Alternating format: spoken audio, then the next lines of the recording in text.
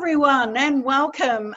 It is the 9th of October, and it's beautiful. We're in daylight savings time here in Melbourne, and you're joining us on the Drive Home webinar with the RoB Academy. And I'm Glenis Gassmann from More Customers, More Profits.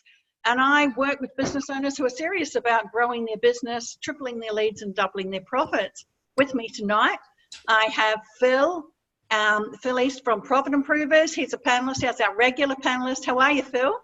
Sensational. Thanks, Glenis. Yeah, excellent. Phil resides in Gippsland, and Phil works with families around coaching and actually taking businesses up at least $1 million or more, don't you?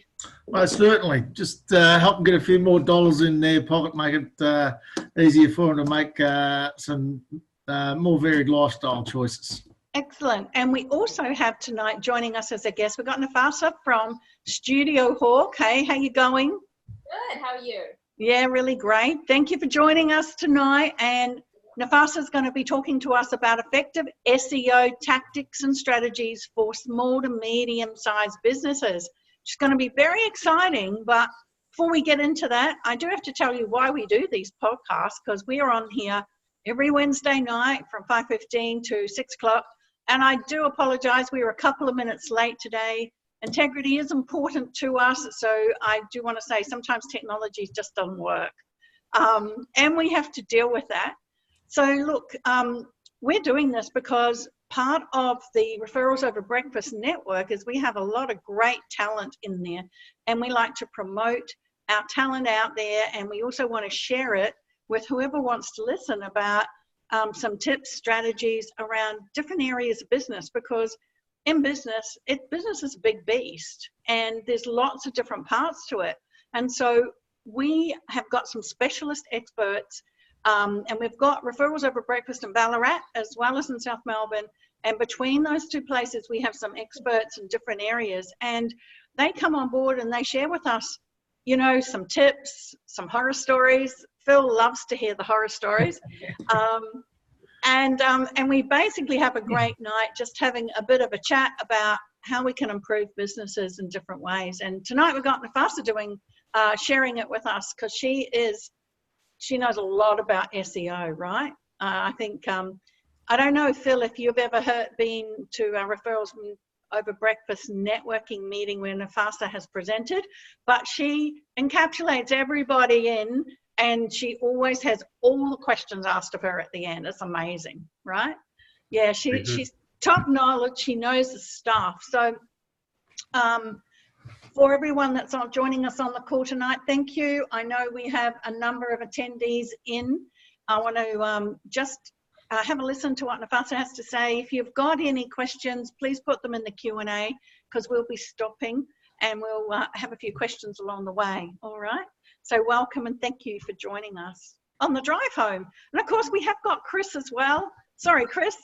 We have Chris who's literally driving home, and he loves to listen to us on a Wednesday night as well. So thanks for joining us, Chris. I know that you enjoy listening to what we have a chat about. You may not agree with sometimes, but at least you listen. All righty. So firstly, Phil, how's your week been?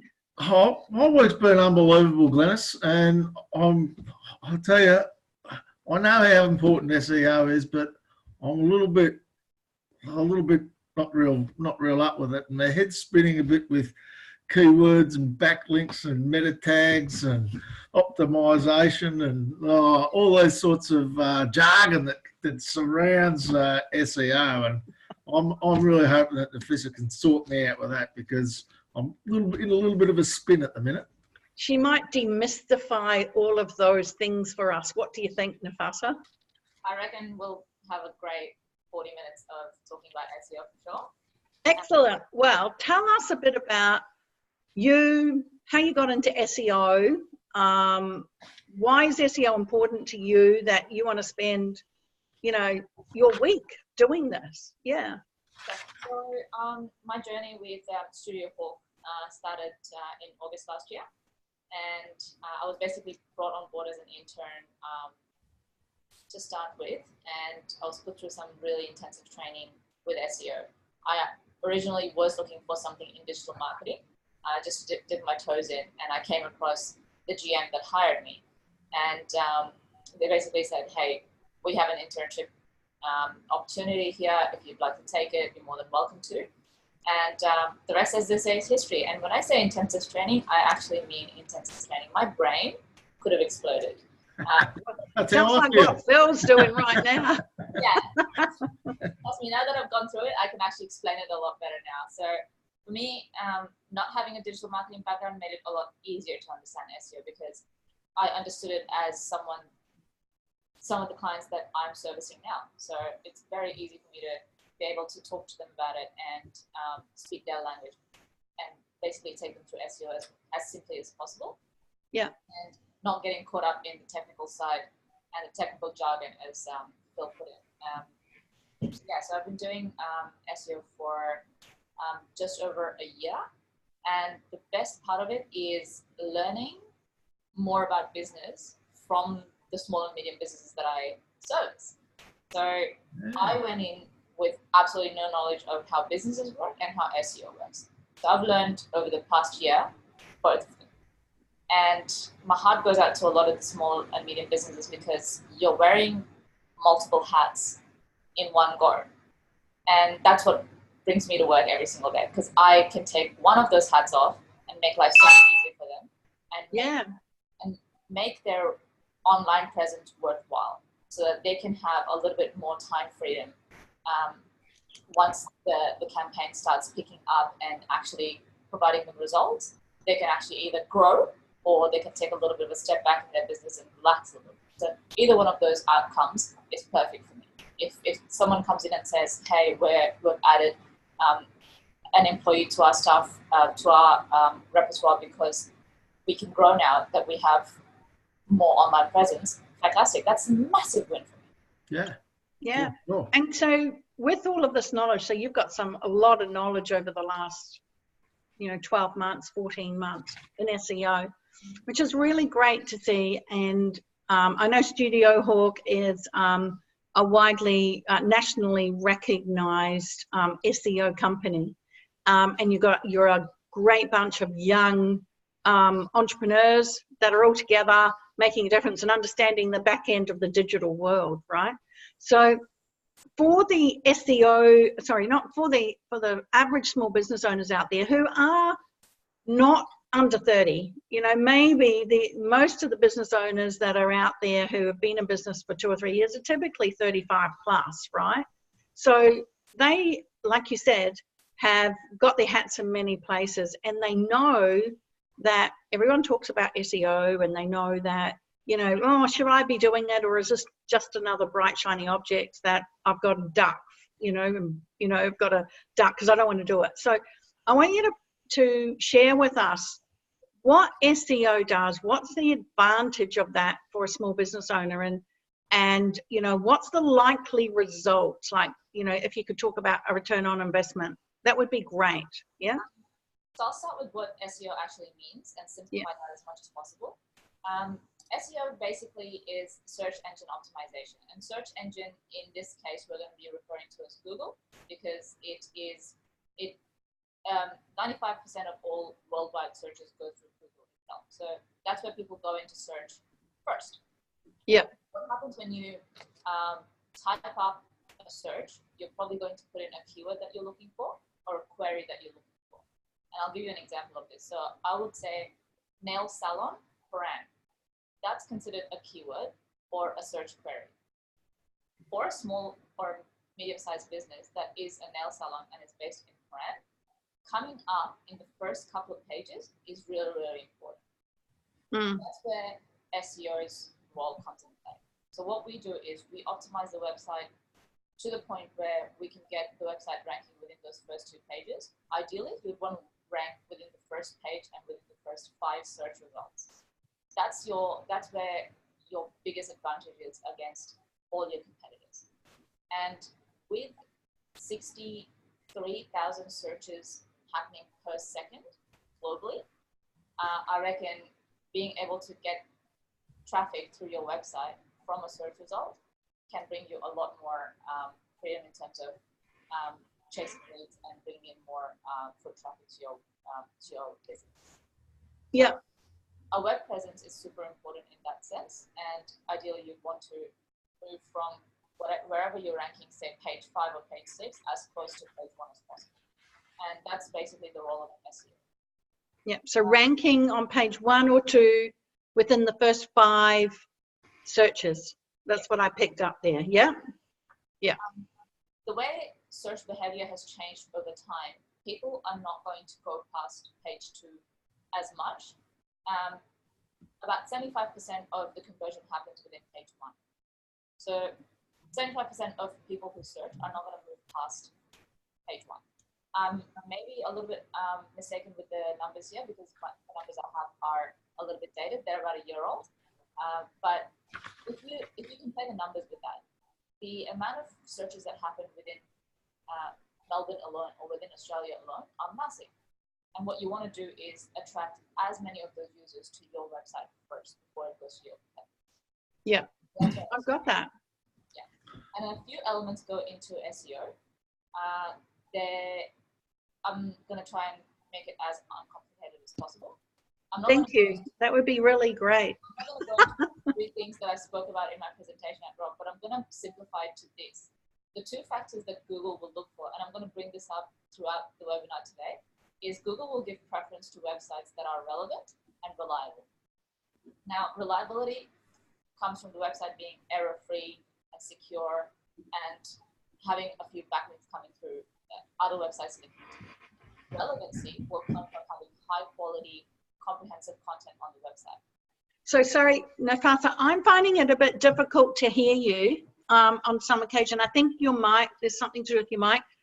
Can you speak up a little bit more about relevant and reliable? Yeah. Are you able to hear me well now? Yeah, that's a bit better. Yeah. So can you just tell us what the components of relevant are and what the components of reliability are? Perfect. So what I mentioned earlier was Google will give preference to websites that are relevant and reliable. Now, reliability comes from Google is going to look at your website and see if it's technically sound. Yeah. With no errors, nothing broken within it, you're not going to be able to see all these broken errors and technical issues surface level. If you look at a website, you're not going to be able to analyze it in one go with your eye level. This has to go to an app or certain things that we use to identify those errors. But the best part of this is maintaining a clean website is a lot easier than you can think. So if you are starting with a clean slate website, the biggest thing you need to remember is if you're going to delete a page, remember where you've linked it to within the website. That's how you're going to remove a lot of your broken internal link problems just by keeping an eye on that. And addressing small and medium businesses, I'm going to assume that your pages are not going to be more than 15 to 20. How many? 15 to 20. 15 to 20, yeah. Sorely, you can keep an eye on page deletions and broken links in that case. There are a few other technical things that can come in play, and what can benefit people hearing this now, so a small and medium business, would be an SSL certificate. Now, this is technical, but it's borderline reliability as well. So Google is going to go into your website and see if it's secure. Now, how it does that is if you've acquired an SSL certificate and it appears as HTTPS instead of HTTP, if it's implemented correctly. And what this says to Google is that your website is secure, which means you can serve my website to your users. And it feeds into reliability, where Google goes, your website is reliable, I'm going to serve you to my users. What Google is trying to do is trying to be the best search engine in the world. So their users are going to come first. Google's not going to serve anything that's not secure to their users. So if you have a lot of technical problems in your website, Google's not going to serve you as a search result to its users. Got it. Now, do you have, I get that, we can't see the broken links from an eye, you know, we're not smart enough to see that. You have some tools that can be used. And I know, like, do small business owners, can they get access to those tools You know, is there a fee, or are they out there in the ethos for us to run against it? Or, you know, do we have to get, you know, can we get you to run something like that? Yeah. So a couple of options are available here. If a business were to invest in grabbing a subscription to an application, I would recommend getting SEMrush. So that's SEMrush. Now that will give you an audit of the entire website, and it'll give you the issues based on priority. So it'll give you errors, it'll give you warnings, and it'll give you notices. And you can basically just skim through those and start fixing those if you have enough web proficiency. The other thing you can use is called Screaming Frog. Now that'll spit out the entire list of URLs on your website. This one gets a little bit more technical, but what you want to look for is, if you're going to look for broken links, you just need to look for the code within the spreadsheets that Screaming Frog will spit out. And you're looking for 404. 404 means broken. Yeah, I had some of those 404s come up on my screen sometimes. Yes, that's exactly what it looks like to eye level. In the front end, it'll direct you to a page that says 404. Now, how to find those is where it gets a little bit tricky. So SEMrush does that really, really easily. And for our clients, before we bring them on board, we usually vet them and see if they even need to invest in SEO or not. And you're more than welcome to shoot an email my way and say, hey, can I get an audit of my website really quickly and see if I have anything that I need to fix. And what's your email address for that? Nafisa@StudioHawk.com.au. So Nafisa, N-A-F-A, you say at StudioHawk.com.au? Yeah. Yeah. Okay, good. Thank you for that. The tools that we use majorly throughout the day. And we rely on Screaming Frog a lot when it comes to massive websites with URLs that we need to map out. Now, that's where SEO gets technical, and I'm not going to go any more into detail with that one. No. I think you're already like, I don't know, how's your head going, Phil? Yeah, my head's going pretty well. I'm taking some good notes. I'm going all right, but the more I go on, the more I think I should hire someone to do this, Nafisa. What should we look at when we're looking to hire someone to look after our SEO? What you're going to be looking at. All right. So ideally, you'd want to be able to have an open communication gate with them. So it's as much as possible, try to keep it to either a phone call or email based, something a little bit more comprehensive. And what you're looking for is tailor-made audits. So a person has done the audit for you. Yes, SEMrush is going to give us all the issues that are there, and Screaming Frog is going to point it out to us, but someone in human form should have gone through it and given you recommendations.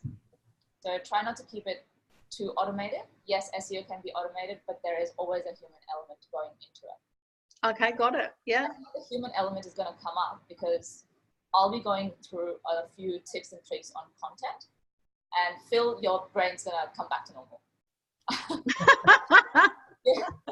This is stuff. So if I hire someone to do SEO, is that something that's just ongoing, or is it something that I have to do all the time, or do it quarterly, or what's the go there? All right. So within marketing, SEO is one of the few channels that need to be an ongoing strategy. And the reason why you do that is because if you do stop SEO, part of what we do in an SEO campaign is backlink acquisition. And I'll go into a little bit of detail after I've touched up on content, because I think. Sorry, what was that called? What was that called? Backlink acquisition. Right. Back-end acquisition. Backlinks. Yeah. So I'll touch up on that after content, because I feel like content will be something people can get a lot of value out of. But backlink acquisition, if you stop that, you're basically stopping authority going into your website, which is what makes SEO an ongoing strategy and a long-term strategy at that. So it takes a fair bit of while for a website, which is, say, if you start a website from a clean slate, it's going to take you about 6 to 9 months to start to see results, because that's how long it takes for Google to actually start crawling and indexing you for relevancy. So 6 to 9 months Exactly. for results, yeah? Exactly. So yes, so SEO is a long-term strategy and an ongoing one at it. There are a few other tools in digital marketing that you can use that are campaign-based. We're not specialists in those fields, so I'm not in liberty of talking about those specific ones, but I would say search engine marketing, which is AdWords, social media marketing, that entire lot. So you can have calendar-based campaigns that can serve that side of your marketing strategy. Okay. So Now, I just want to ask you a question, Nafisa, and I'm probably throwing a little bit of, fire to the pan here, because you know me, I'm very results driven. Okay. So investing in SEO for 6 to 9 months with no results just really doesn't cut it with me. Is there a way that small businesses can start to see like that they are getting more awareness? Like if they're paying someone to do SEO or whatever, how can they start seeing that it is working, One of the best ways to track SEO progress, even if we give ourselves a very conservative goal of 6 to 9 months, is seeing traffic go up month to month. So the more visible you are online, or the more visible you are on search results, the more traffic you can attract to your website. So seeing traffic increases, that's one of the ways to track it. And another thing to track is obviously where your keywords are, where you're ranking for specific keywords. So identifying the keywords that your website should be ranking for and tracking the progress of that from 1 month to another. So if you see... And do people get that through Google Analytics? Do they? Is that how they do that, or is that something different? Yeah. So the traffic, we get it tracked through Google Analytics, and keyword positioning, we'll do it manually and through SEMrush. Okay. Just to make sure it's as accurate as possible. There are possibilities of keyword positions getting skewed, which is why we double check with a couple more apps as opposed to just doing it manually and staying with that result. But ideally, you'd want to track your keyword positioning as well. Yeah, got it. And you do all that as all bundled package and stuff like that at StudioHawk. Yeah. Okay. Yeah, it's all part of the campaign. Like if someone is to come on board and not know what SEO is, we're going to try and simplify it as much as possible. We basically word everything as we're talking to a client. Got it. Yeah. Sure. One thing I wanted to touch before you go on there, Nafisa, just because I'm still a little bit slow, but I was on the same path as Glenis there before, so I'm glad she jumped in and asked that question. but what I've gauged out of that also is that if you've got to test and measure it as you go along, there's also then no way to predict the success of it before you start, is there? Or sorry. So there's no way to, so I can't get a strategy for my SEO and have a pretty good prediction that that's going to be successful? Is that, or do I just test and measure as I go? Now, the test and measure has already been done for you with all the research that we come with as StudioHawk. So collectively, we have enough people to come into a room and say, we're going to put this strategy in place for client XYZ. Now, what a client needs to remember is for an SEO campaign to be successful, and there is no two ways about this. If you do feed all 3 elements of SEO, there is no way your campaign is not going to be successful. So if your technical aspect is on point, if your backlinks are on point, and if your content is on point, your overall SEO health will improve considerably. Okay. Technical backlinks content. I'm going to say there's a write me downer.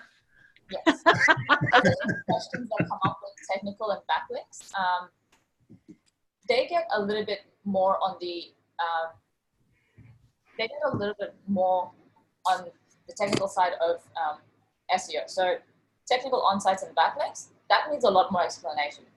Things that a small and medium business owner themselves can help with would be content. And another one is optimizing their location listing. So Google My Business listing is one way of improving your local SEO.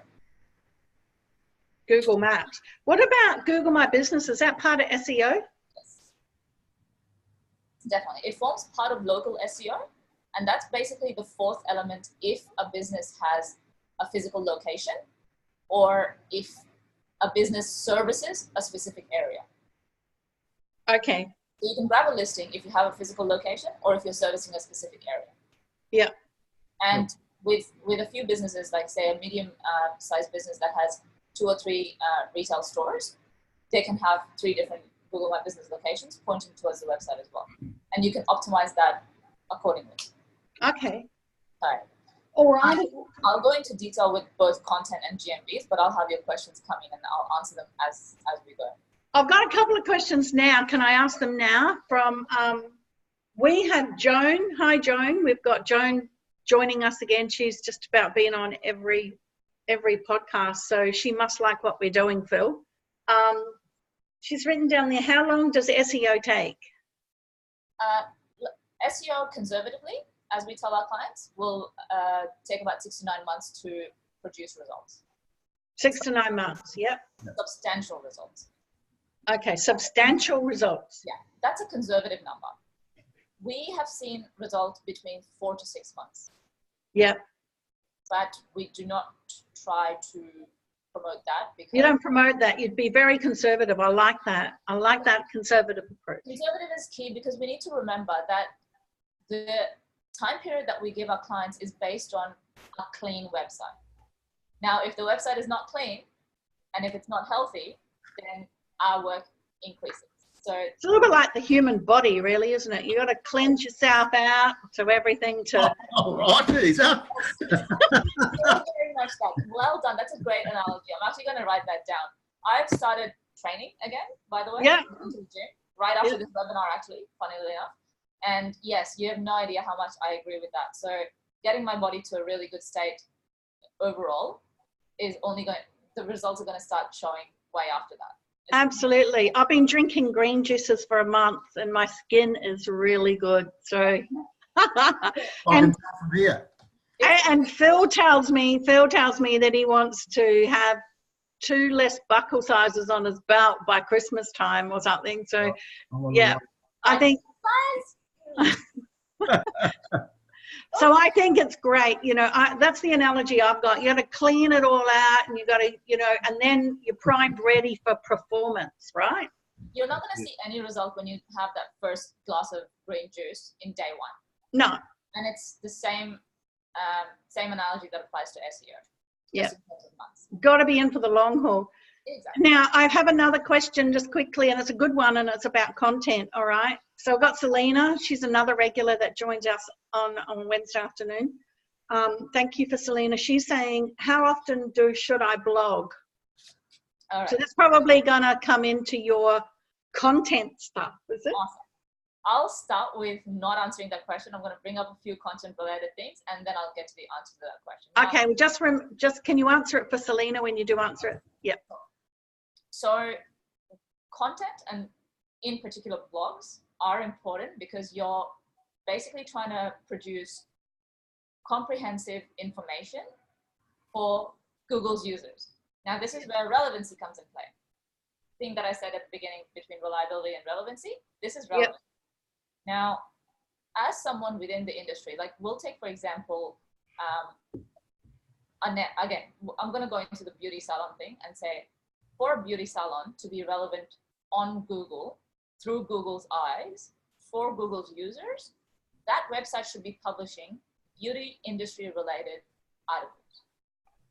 And you do that in the form of blogs because your website can exist with all your service pages already fleshed out, and you need a source or you need some sort of outlet where you can produce all your articles.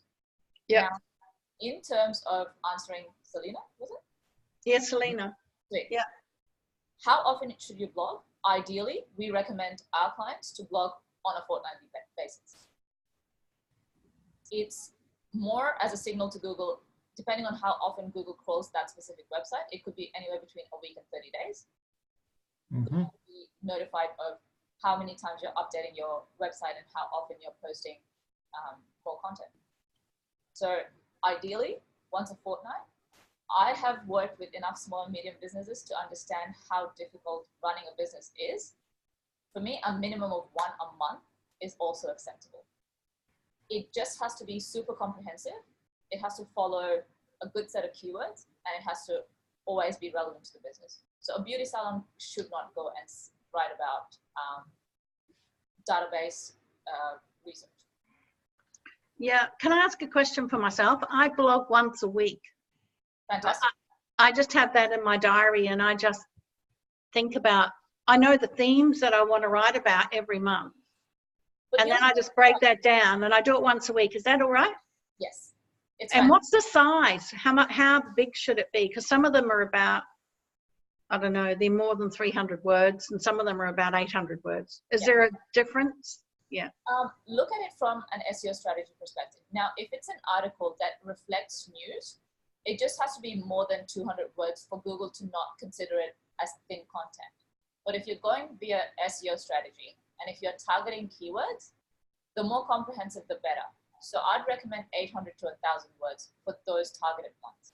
Wow. Okay. So if, say, an SEO agency gives you a topic to write about, or if you've done keyword research about a specific target keyword that carries a high search volume, then that's the one you want to write a more comprehensive blog post about. The news and stuff, yes, fantastic, because that's something that you can use to promote on social media and bring other channels in. But blogs from an SEO perspective, 800 to 1,000 words. So I don't know if you've noticed it or not, but I've just started this week part 1 of a 4-part series because I thought it was too big. Maybe I should do of a 3-part series and make them bigger. Anyway, I'll go and count the words. And there's a really cool website that does it for you. It's called wordcounter.net. And we use that really quickly if we need to do a quick check of what our clients have been up to. So I'll just do a copy paste of their most recent blog. I'll chuck it in there. It'll give me the word count. I'll give them a call and be like, why did you post this? This is only 400 words. Okay, got it. What name was that site again? Wordcounter? Wordcounter.net.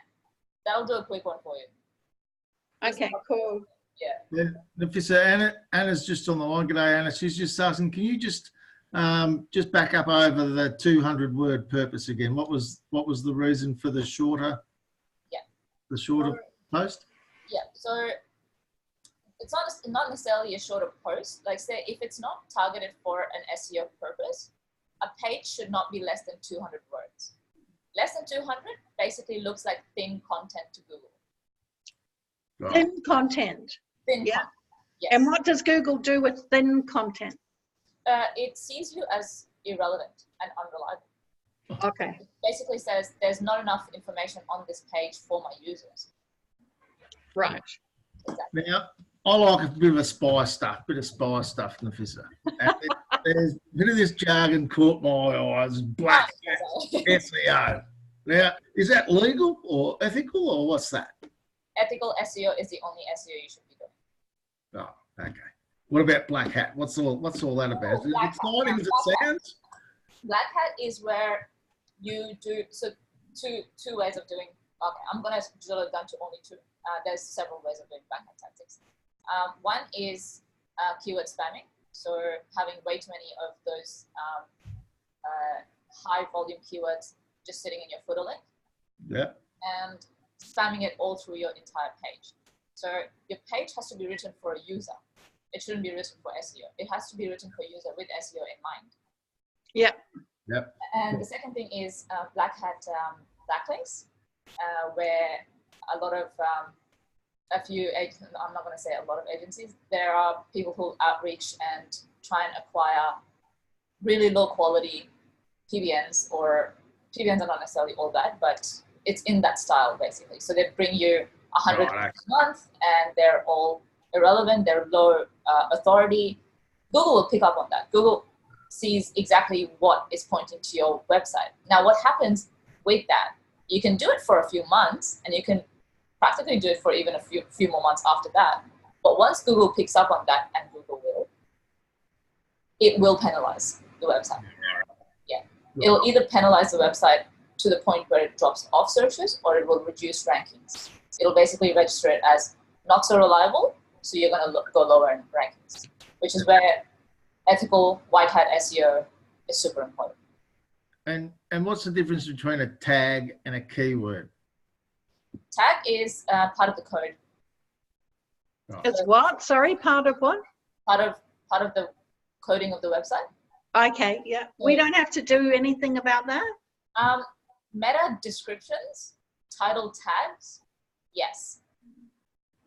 Everything else, not as much. I would say as a business owner, I'd get them to focus more on the content that's going on the page.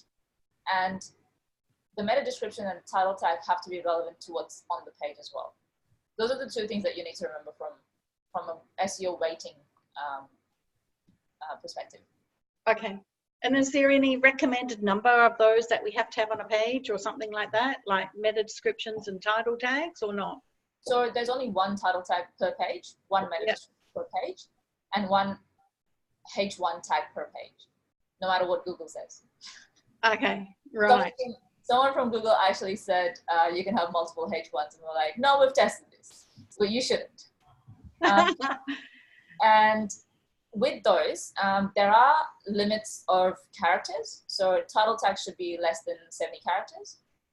Meta description should be less than 158 characters. Now, the reason why it's less than those characters is when you do a Google search, what appears first, the only things that appear is the title tag. There's a link underneath it, and then there's a little blurb about the website. That's the meta description. And the reason why it's within those character limits is so that you don't get that little 3 dots at the very end. And it's more of a click-through encouragement tactic. So if someone sees triple dots, there's that you're omitting the chances of actually speaking correctly about the website and having the right amount of keywords in there as well. Got it. Okay, I understand that. Anna's got another question. How does the size of content relate to web pages? Sorry again? Say it again. So how does the size of content relate to web pages? Size, I'm going to say in terms of word count. Right. It's again a reliability issue from Google's perspective. So how much are you willing to provide to your users, and how comprehensive can you get in that matter? So it's always going to come down to, from a content perspective, a couple of things to remember is have a target keyword ready, because you're not going to write about just anything. And because you're within that industry, you should be able to write comprehensively about what you know. Absolutely. Exactly. So how do people understand what their keywords are? Is there a website that you go to for that? Again, the one thing that we use here a lot of is SEMrush. But if that's something that a small business is not willing to pay for, there's another tool called Keywords Everywhere. It has recently gone paid, but it's still pretty affordable. So it was free up until a week ago, and it's gone paid to, I think, about $10 per 100,000 keywords, which is still pretty incredible. It gives you the search volume. It gives you cost per click, which is Google AdWords related metric, and it gives you competition level. Now, what you're going to be looking for is search volume when you get that. It's a Chrome extension, and it's called Keywords Everywhere. KeywordsEverywhere.com? It's just Keywords Everywhere. Google it, and it'll and actually Google Keywords Everywhere Chrome extension. Okay. And wow, we've had a lot of really good tips here today, haven't we, Phil? Have you got pages of notes? I have, and it's even going back a bit to the RoB Academy in some spots too, because Nafisa says she's got a couple of people that come in that can only find time to blog once a month.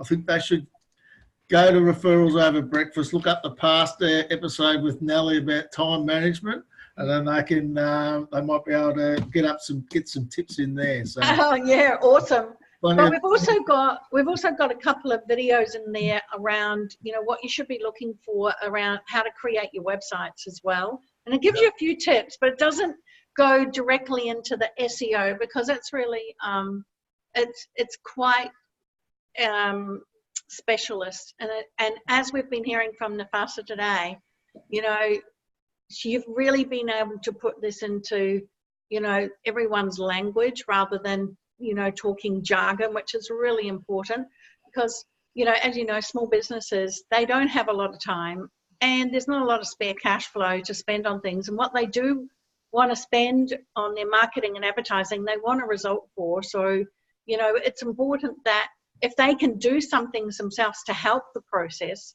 speed it up, obviously that would be something that, you know, is attractive to them. Yeah. So I know we only have another couple of minutes left. I just thought we might wrap up, you know, maybe in a minute. Nafisa, if you can just wrap up what you told us, and then we could go on to what's going to be happening next week on the drive home. Lovely. So small and medium businesses, remember these things. Google is trying to be the best search engine in the world, so it'll only give the best information to its users. Try to make your content comprehensive. Make sure your website is clean and reliable. So these two things will always go hand in hand, and do not invest in black hat tactics or acquiring backlinks. Make sure you go get an SSL certificate, which is basically going to secure your website and make it possible for users to actually access your website. Google will actually warn users not to go into a non-secure website. Blog every fortnight if you can. If you can't, please try to blog every month and try to put it in your calendar on a weekly basis. So in 1 week, you're just going to write 200 words. In another week, you're going to write 200 words. And ultimately, you're going to get to that stage where in 1 month, you have 1 blog post. You're probably the only one that can write about your industry as comprehensively as possible if you're in your industry. Keywords Everywhere is an amazing tool to use if you want to come up with target keywords. And one more thing we didn't get to touch up on, but this is going to be a very quick tip. Utilize your Google My Business listing. Okay, utilize the Google My Business listing. And we are right on 6 o'clock. We're at the top of the hour. Nafisa, I just want to thank you so much for all your knowledge, your expertise, and sharing everything with us. It's great. You really do know your stuff, and so I want to thank you so much. Remember, if you want to chat with Nafisa and ask her anything about SEO, it's nafisa@studiohawk.com. And I also want to thank all the attendees on today's drive home. I know we've got some regulars that come on board now, which is really great because Phil and I don't really like talking to ourselves, do we? Although we could find a lot to talk about. And next week we have coming up, we have Virginia Jacobs from Wine Taste Talk. So we're going to be going from SEO to wine tasting, which is awesome. Virginia is going to just be doing a wine tasting that afternoon, but she promises me she's not going to drink too much before she gets on, but she's going to be giving us, you know, some tips and what she does and how to create great culture in your workplace through some wine tasting. She's got some great ideas around that as well. So I want to thank you, Nafisa. I want to thank you, Phil, once again. You are an amazing person, a business coach who actually has a wealth of knowledge there, and thank you for contributing to us today. Thank you, Chris. So he's on his way home from Ballarat, and thank you, everyone, being on the call. It's been great. It's Glenis Gassmann from More Customers, More Profits, and we have business breakthrough strategies for you to grow your business. It's over and out for me now, and I'll see you in a couple of weeks. Phil's actually taken over from me next week, aren't you, Phil? Just keeping the seat warm, Glenis. I know, good on you. I'll be flying somewhere, so it's all right. I'll think of you. Okay, everyone, have a great one. Thank you so much. Thank you. See you guys.